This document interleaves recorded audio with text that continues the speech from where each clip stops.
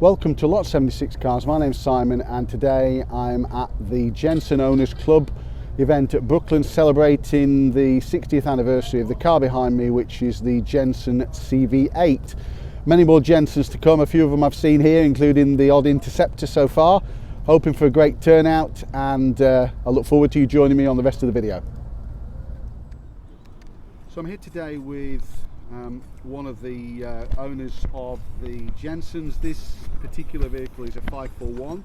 Can you, sorry, I don't know your name, can you tell us about the 541? Yeah, hello, I'm Dan. Hi Dan, thank you Dan. So this isn't my car, this is a friend of mine's car. I have a Series 1 Jag, but I thought I'd better not bring it because I might get a little bit noise about it. People might get upset about it. Yeah, however, this car is an amazing car. So 1955, 56, goes like stink for a 1950s car, and it stops as well, which is amazing. The owner, who's one of my best friends, has rebuilt it over the course of the last 10 or 15 years. He purchased it at auction 15 years ago, and when it was worth very little money indeed, and spent time on the brakes, the engine, all the things that you'd expect to be done have been done. It's got the original bodywork, so if you were to look closely, it's got some crazing because the fiberglass 70 years later is a bit challenged, but we're both of the view it adds a bit of patination and age to the car, and making it some show queen is not the thing that either of us are interested in. No, it needs to be. Inside it's lovely, it's got a richness of leather. It smells a bit like a petrol station, but they all do as you drive it along. Yeah, I got a whiff of petrol on the way around. But that's not a malfunction. That's just the normality of it. It's very comfortable to be in. It's remarkably comfortable for a 50s car, and as people always ask us when we bring our cars here, what's it worth? What you get for it? Neither of us are interested in that really, because no one's about to sell anything. No, absolutely. It's not fast by race car standards, but it's perfectly usable on a modern road. Brakes all right, goes all right, and frankly it's one of the more stylish cars, I think, because people don't know what it is. Exactly. Thanks Dan, thank you for talking to us. Pleasure. Thank you. So this is the 541. It's designed by Eric Neal and Richard Jensen and first exhibited at the 1953 London Motor Show, and it's actually constructed from what was then a new wonder material, i.e. glass fibre. Now, one interesting thing with this car, and amazed me, is that the rear side windows and the rear window are actually made of Perspex. That's incredible, isn't it? I mean, it was a material I think developed during World War II. Now that flap in the front is controlled from inside the car. What it enables you to do, if I can just move it, it allows for additional heating or cooling. So look at that. You can actually tilt that and then you can see the radiator behind it. A fantastic feature. It's amazing to think that this car was tested by Autocar in January 1958 and pronounced the fastest four-seater car it had ever tested, with a top speed of 127 miles an hour. Now think about that, that was in 1958. Incredible. Getting inside the car, it feels quite a snug fit in the driver's seat, but actually it feels very comfortable. So look at those instruments. We've got amps, we've got a traditional fuel gauge, we've got the Smith's clock,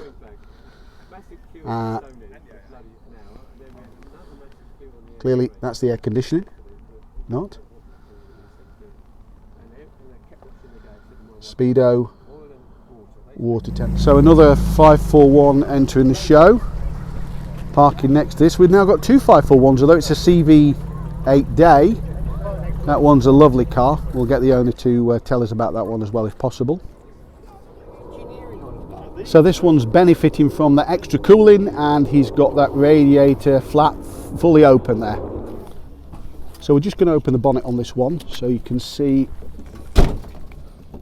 quite an interesting method to unfasten the bonnet with those nuts down there.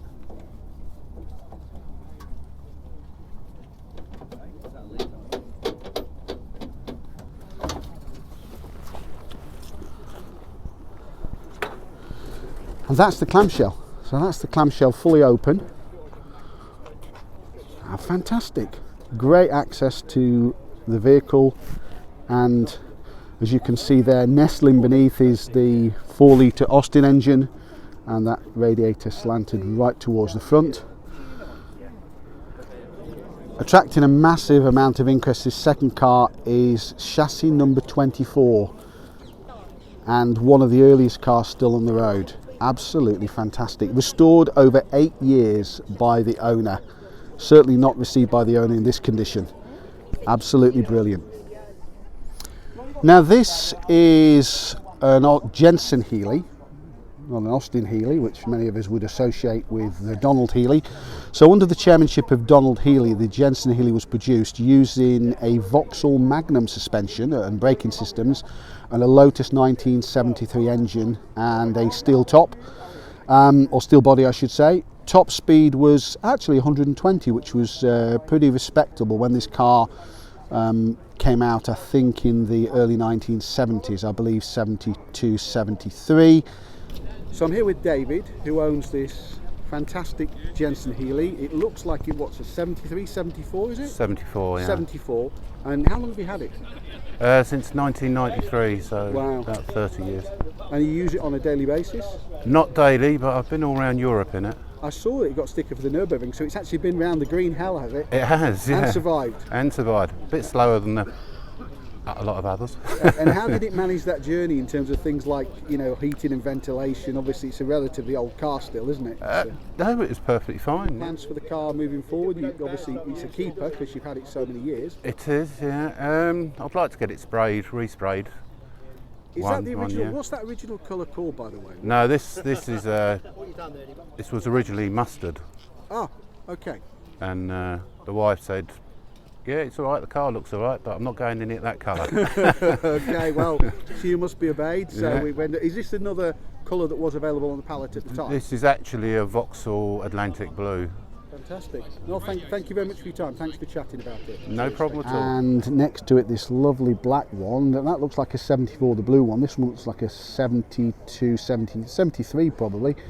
That's a relatively early car, given when production started. So this is a bit faster than your average CV8, isn't it? Not that they're slow anyway. This particular car is a race car. You'll see I heard it roar into life earlier. Unfortunately didn't manage to capture that. Certainly got the aerodynamic tail spoiler. It's Max Power boys would be impressed by that one, wouldn't they? I guess that's the racing fuel tank in the rear. Quite a lot of pipe work in there, and the battery as well. Wow, a full roll cage, and that bear looks a bit scared. What do you think? And I wouldn't even like to get anywhere near starting on the wiring of that one. There is so much wiring there. I'm already frightened about that, guys. So it's been heavily modified, but still recognisably a CV8. They absolutely purr, don't they? So let's have a look inside a CV8. Now this car is pretty unusual in that it's actually one of 7 manual cars. So I'm just taking a look inside there. Beautiful red sort of oxblood type leather interior. As I said, very unusual that it's a manual, one of 7 that survive. Very few built, I believe. What a fantastic looking car. So I'm here with Peter, who owns this very rare manual Series 1 and a bit, I'm told, CV8, as you can see there. What a stunning colour. What colour is that, Peter? They referred to it as Botticelli blue. Chili blue? Botticelli blue. Botticelli blue, okay, yeah. Well, very sophisticated. How long have you had this car? About 15 years now. Wow. What have you done whilst you've had the car? I presume it wasn't in this condition, was it? The bodywork was, and the interior was very much in this condition. I've done a bit of work to the engine. It's got alloy heads on it and bit more power, bit less weight. They weren't lacking power though, to be fair, were they really? No, so it's about 350 horsepower. That's 350? Yeah. And what were they in standard? What were they chucking out in standard? 300. Wow. Yeah. So you've got quite a power uplift on that one, haven't you? Yeah.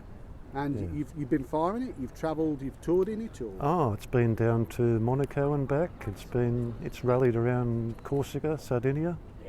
And why on earth? I mean, you've had it quite a while, but why on earth did you go for a CV8? Because that's a really left field choice, isn't it? It is a left field choice, but I like English cars with V8s in them. I also own a Sunbeam Tiger. Okay, yeah. Also built by Jensen, wasn't it? So Yes, probably built in, probably right beside each other. That's ironic, isn't it? The really? Tiger has a Jensen body plate on it. Yeah. Oh, really? I didn't know that. I knew they built them as part of my research, but I didn't know they got both them. 1965 models, so could have actually been together. Wow. So the owner of this beautiful CV8 in Botticelli blue is going to show me how we open the bonnet, because it's not as straightforward as it looks, guys. So let's have a look. You have the key. This goes into the Good start with the key in the lock, yeah. opens the magic box, which contains the magic handle. Oh, hang on. Step 2, I think that was 1 and 2. Yeah, that's that. And there's a catch underneath here. Hidden catch underneath there. This must have foxed a few car thieves in the 1950s and 60s, I reckon, certainly in the 60s. Now this car, you mentioned this has got a few more horsepower, so I guess that air filter housing, yeah, that's look at a US one, that's added to the top of it. Now, what's so unusual about a fuel filler flap? Well, in this case, I guess you just touch to open it, do you? Or it's, oh no, it's There is actually a switch for a solenoid. there's a solenoid. Okay. Which always breaks. Ah, okay. And I've got a manual override switch just here. Okay. It's just So look at this, guys. So we can see here, I'm trapping my fingers there. It predates the Ford capless fuel filler that came out some years ago by many, many decades. There is no fuel cap. The cap is built into the flap. What a great little idea, isn't it? Absolutely fantastic. So in 1959, work started on a larger 541, something that would be better suited to long distance touring with an automatic gearbox. In actual fact, it was wider, taller and slower than its predecessor, although predated the CV8, which was going to restore Jensen's claim to fame in terms of power. Big change at the front is the deletion of that swiveling flap. You can see it's badge 541S there, and the swiveling flap's gone, and we've got pretty much a normal radiator grille. We can also see by this time that they've made some changes towards the rear of the car. I don't know if you eagle-eye spotters can already see that, but there are some changes on the rear side screen. So you can probably see in the distance there the earlier car, and you can see how the side screen here is a slightly different, it's a wider pillar. The C pillar is much wider on this car. So as I may have mentioned earlier, the CV8 was introduced in 1962 and succeeded the 541s we've been looking at. It's got a new chassis, a fiberglass body, and initially a 5.9 litre Chrysler V8 engine. That would certainly go, given the fact it's got fiberglass lightweight body. All cars were fitted with the Chrysler Torque Flight Auto gearbox. One famous owner of these is a guy called Sean Connery. Now, he bought a used green one, a man after my own heart. He didn't buy a new car, although he drove an Aston Martin famously in the Bond films. His own personal car was a CV8 AUW 70B, which was a 64 car. He purchased it in green, and ironically it starred, or had a starring part, in the only film that Connery ever directed, a sort of semi-political film on Scotland and the shipyards called The Bowler and the Bonnet. So look that one up if you can. So pretty much we believe this may well be one of the largest gatherings of CV8s. There were only 500 produced. Can you believe that? Just 500. And Jensen themselves only produced 19,000 cars in their total lifetime, although lots of cars for other people. So, as I mentioned earlier, the 5.9 litre engine was succeeded by a 6.3 litre engine which came with the Mark II. Clearly it was felt it was underpowered. They've really got some great features, and obviously we'll have an opportunity to discuss these with some of the owners. I think that may well be a Botticelli blue. I'm even learning the colours as we're here today. This one's getting some attention here. FYF8C, it looks to be a lovely car. And when he's finished, he can have a go at my car in the car park. What a glorious car. Let's see if we can have a chat with a few more owners. That will be good. So the owner of this July 65 car, we're going to have a chat with him. It's a beautiful car. One thing just to point out is those lamps at the front. Originally, I believe that they were going to be faired in like the Mark 1 E-types, but some issues about getting the lighting correct and things like this prevented that. But in actual fact, it certainly looks different. Whilst they're not faired in, they've got quite a deep they're set back right into the car itself, aren't they? And that's a beautiful car. So let's go and have a chat with the owner about that one in a second. So I'm going to chat now to David, who's got this beautiful CV8. This is a Mark 3, so a later car, so with the 6.3 litre engine. So David, can you tell me a little bit about this car, about your car specifically? Okay, well, it was built in 1965. And it was restored comprehensively by a combination of Cropredy Bridge directors and others in the 2000.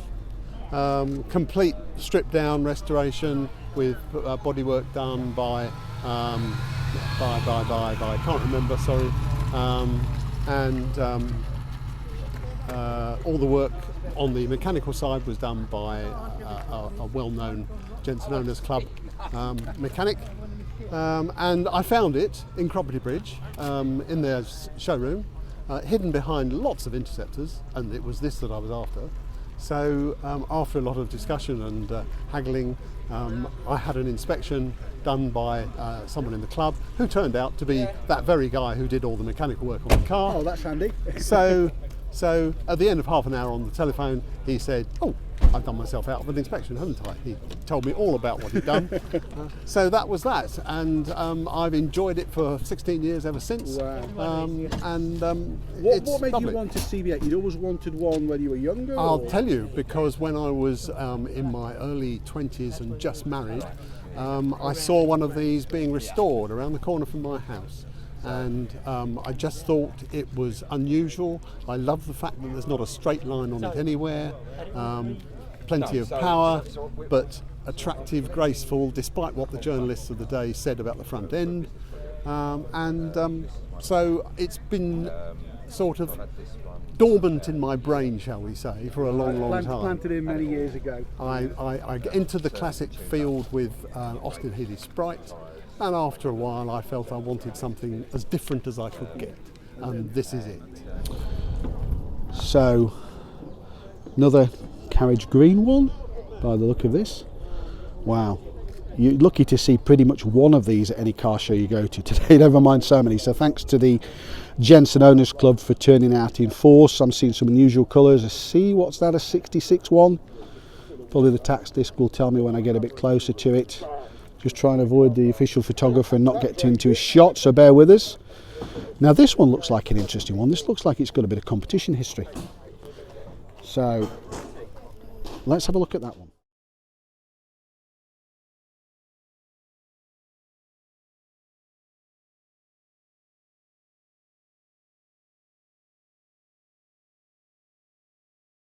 Yeah, Tell me about interceptors and yours in particular, please. Sure. Just before we do that, I'll explain something in terms of sort of celebration. So today here is a celebration of the 60th anniversary of the CV8, and you can see many of these in the front. But also it's the 50th anniversary of Jensen Healey. So we're here to support Jensen as a mark across all the models, really. So, Fantastic. So this particular car is a Jensen Interceptor Mark II.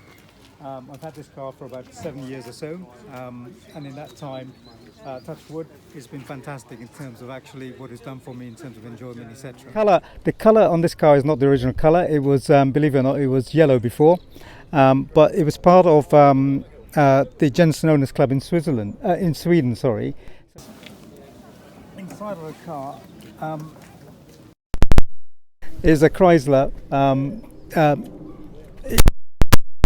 Most of it is original that you see in here.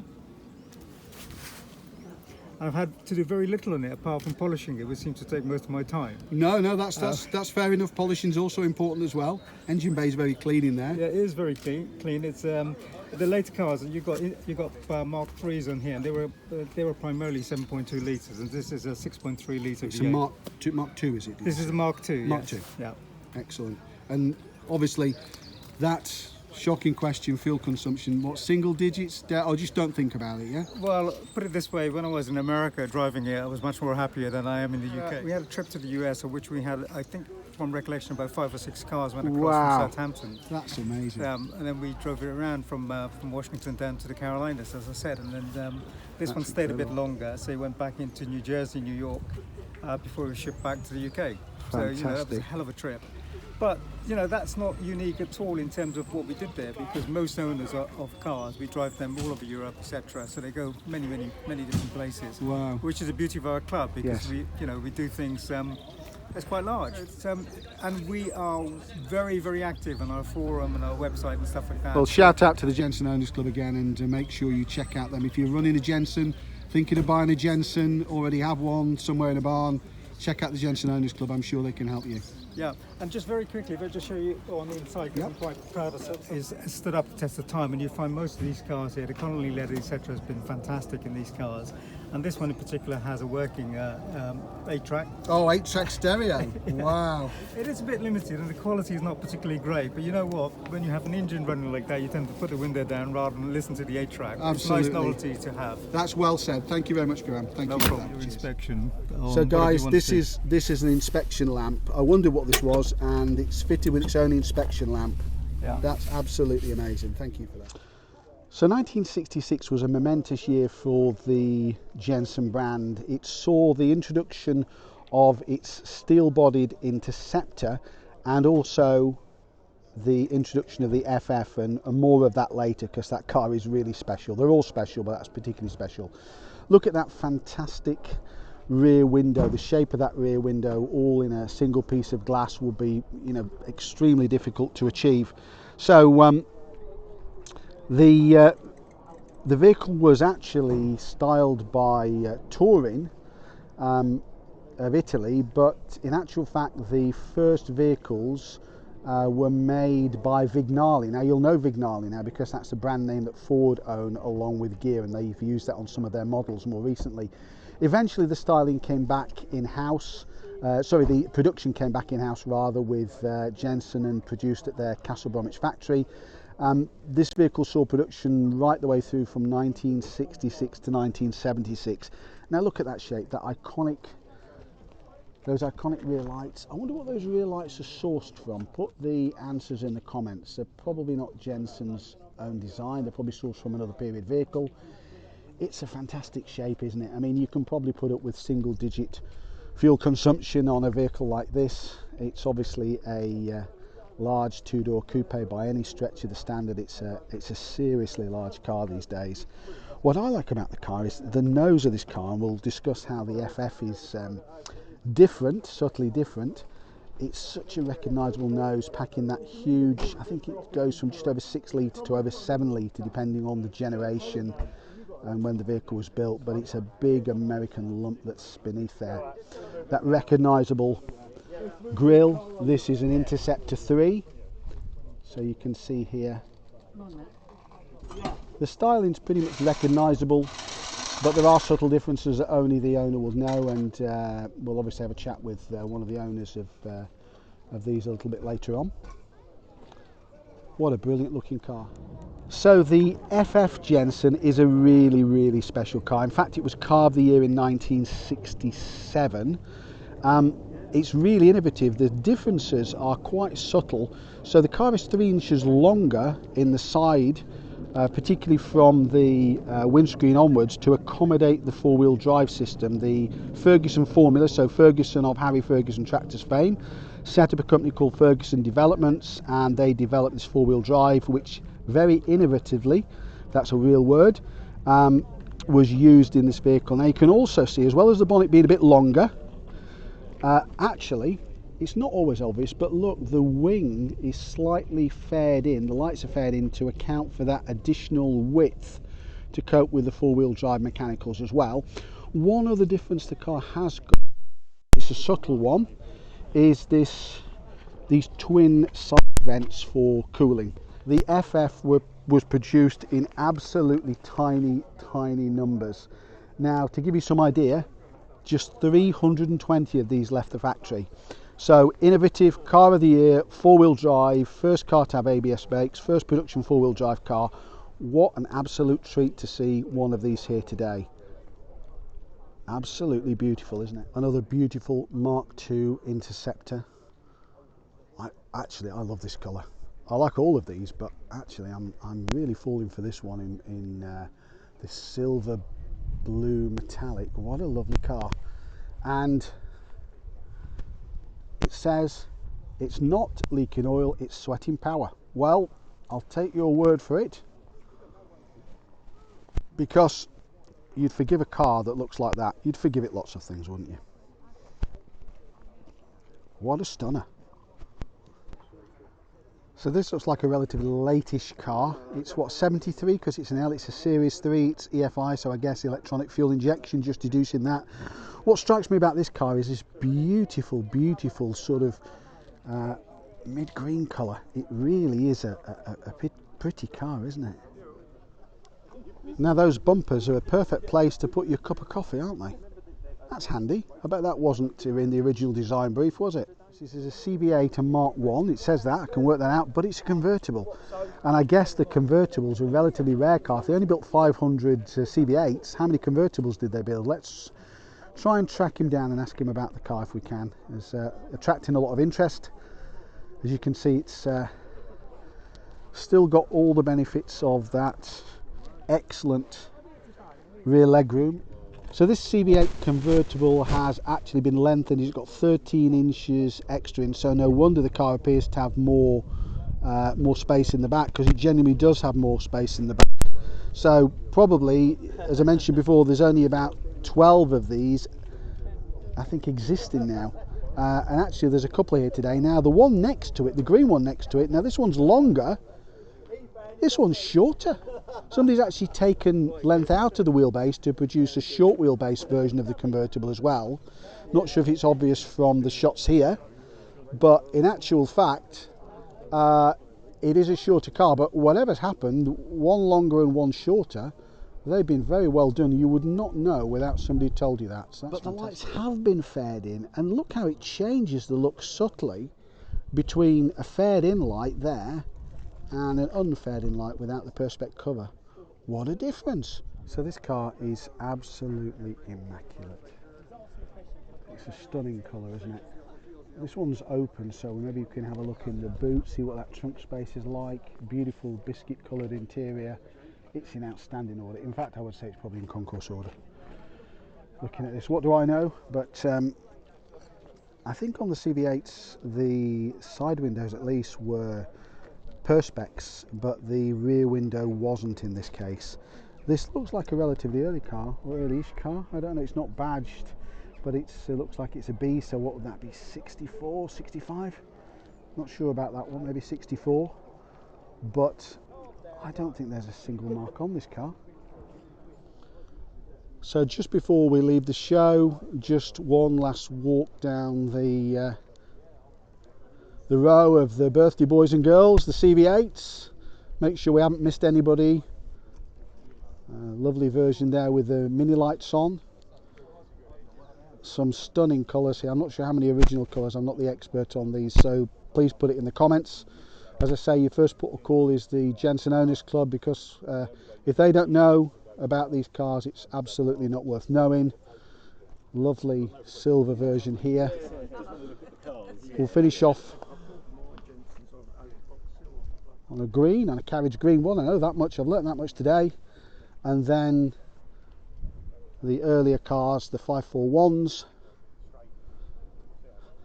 the later 541S with the non-opening grille, with just a standard grille, another 541 there, and the Jensen Healeys, and further in the background the Interceptors.